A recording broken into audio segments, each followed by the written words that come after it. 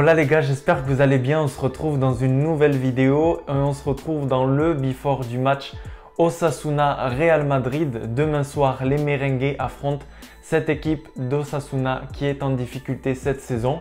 Et bien on parle de ça tout de suite, c'est parti. Alors les gars, le Real Madrid, comme je vous le disais, affronte cette équipe d'Osasuna qui est très mal en point cette année, qui est 19e de Liga. Et Osasuna, c'est la troisième équipe qui encaisse le plus de buts cette saison. Osasuna n'a pas gagné un seul de leurs 5 derniers matchs. Il reste sur 3 matchs nuls et 2 défaites. Face aux grandes équipes, malheureusement, le bilan est très négatif. Une défaite face à l'Atlético de Madrid, une défaite face au FC Séville et une défaite écrasante face au FC Barcelone 4-0, c'était au mois de novembre. Donc voilà, cette équipe d'Osasuna qui est très faible, une équipe qui n'arrive pas à trouver de solution, qui est malheureusement mal en point. Mais attention à ne pas se faire avoir par ce type d'équipe. On l'a vu il y a quelques jours face à Elche, le Real Madrid a complètement maîtrisé son début de match et sa première mi-temps. Et au final, face au 16e de cette Liga, le Real Madrid a bien fait match nul. Donc attention à ces déplacements. Je vous le disais, ces déplacements qui sont très costauds à négocier. De plus, le match peut être menacé. Et oui, la neige menace ce match. Alors, les spécialistes disent qu'a priori à 21 h, vu que le match se déroulera à 21 h, l'équipe technique aura le temps de pouvoir préparer la pelouse, retirer la neige qu'il y a en ce moment même sur les 3/4 de l'Espagne.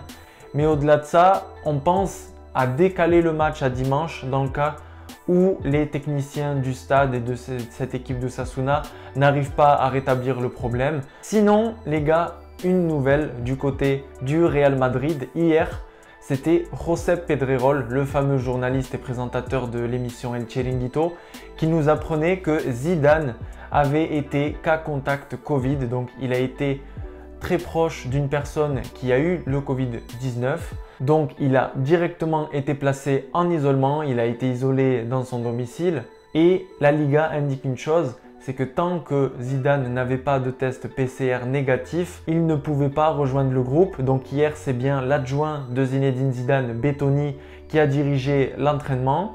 Tout s'est bien passé et c'était lui qui était pressenti pour être sur le banc, pour être le numéro 1 lors de ce déplacement pour affronter Osasuna. Mais bonne nouvelle aujourd'hui, apparemment, d'après les informations du journal AS, écoutez, Zidane aurait eu l'accord de la Liga, son test est bien négatif et il sera du voyage. Il pourra aujourd'hui rencontrer une nouvelle fois les joueurs et sera bien sur le banc pour affronter cette équipe d'Osasuna. Donc super nouvelle, c'est toujours bien d'avoir son entraîneur numéro 1 et on sait la relation de Zinedine Zidane avec le reste des joueurs du vestiaire.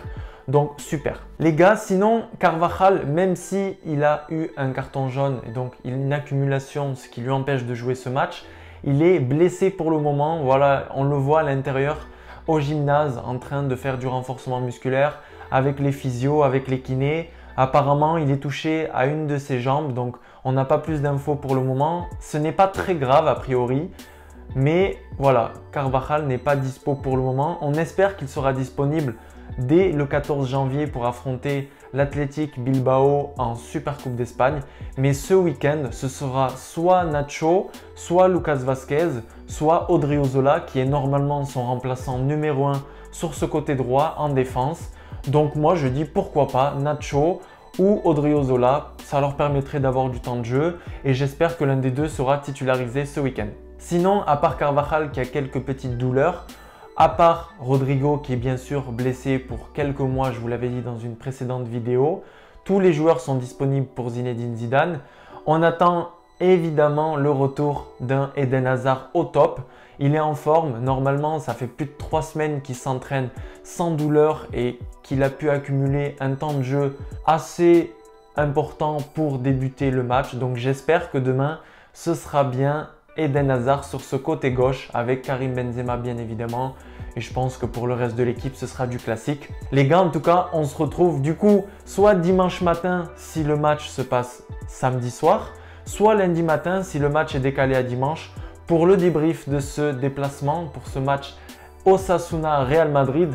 Les gars, il ne faut surtout pas relâcher. Dites-moi dans les commentaires si vous pensez que ça peut passer très bien et qu'on peut voir même une belle rencontre avec beaucoup de buts et pourquoi pas enfin un but d'Eden Hazard. Donc les gars, on se retrouve du coup soit dimanche matin, soit lundi matin. Je vous dirai tout sur mes réseaux sociaux. D'ailleurs, n'hésitez pas à me rejoindre sur Twitter. Mon Twitter, c'est les débriefs de Nono, tout comme ma chaîne YouTube.